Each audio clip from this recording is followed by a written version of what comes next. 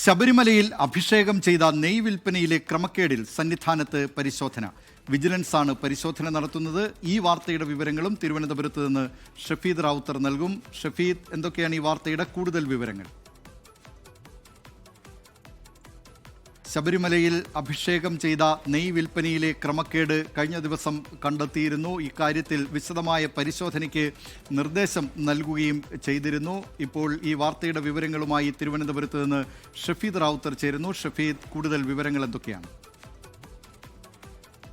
ദിലീപ് കുമാർ, ഈ ആടിയ നെയ്യുമായി ബന്ധപ്പെട്ട് കഴിഞ്ഞ ദിവസം ഹൈക്കോടതി നിർദ്ദേശപ്രകാരമാണ് വിജിലൻസ് കേസെടുത്തത്. 33 പേരെ പ്രതികളാക്കി, അതായത് ജീവനക്കാരും ശാന്തിക്കാരും ഉൾപ്പെടെ നെയ് വിൽപ്പന ചുമതലയിലുണ്ടായിരുന്ന 33 പേരെ പ്രതികളാക്കിയിട്ടാണ് വിജിലൻസിന്റെ കേസ്. വിജിലൻസ് SP മഹേഷ് കുമാറിന്റെ നേതൃത്വത്തിലുള്ള പ്രത്യേക സംഘത്തിനായിരുന്നു അന്വേഷണ ചുമതല. ഇന്ന് രാവിലെയാണ് ഈ അന്വേഷണ സംഘം സന്നിധാനത്തെത്തിയത്. സന്നിധാനത്ത് 4 ഇടങ്ങളിൽ ഓഫീസ്, കൗണ്ടർ അടക്കമുള്ള സ്ഥലങ്ങൾ കേന്ദ്രീകരിച്ചുകൊണ്ടാണ് ഇപ്പോൾ ഈ പരിശോധന നടത്തുന്നത്.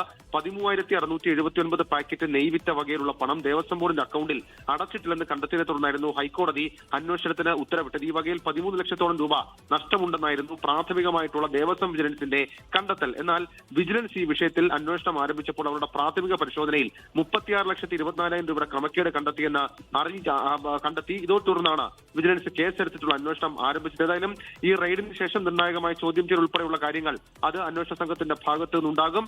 ഈ നെയ്യഭിഷേകത്തിന് അവസരം കിട്ടാത്ത തീർത്ഥാടകരാണ് ആടിയ ശിഷ്ടം നെയ് വാങ്ങുന്നത്. 100 മില്ലിലിറ്ററിന്റെ കവറിൽ നിറച്ചാണ് ആടിയ ശിഷ്ടം നെയ് വിൽപ്പന നടത്തുന്നത്. ഒരു പാക്കറ്റിന് 100 രൂപയാണ് വില.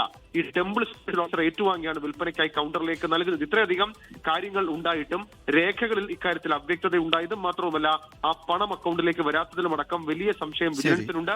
വരും മണിക്കൂറുകളിൽ വിജിലൻസിന്റെ ഇതുമായി ബന്ധപ്പെട്ട് ലോകത്തെവിടെയായാലും ഏത് സമയത്തും 24 വാർത്തകളും ഓഗ്മെന്റഡ് റിയാലിറ്റി പാക്കേജുകളും എക്സ്പ്ലെയിനറുകളും വിശദമായി കാണാൻ ഞങ്ങളുടെ യൂട്യൂബ് ചാനൽ നിങ്ങൾക്ക് സബ്സ്ക്രൈബ് ചെയ്യാം.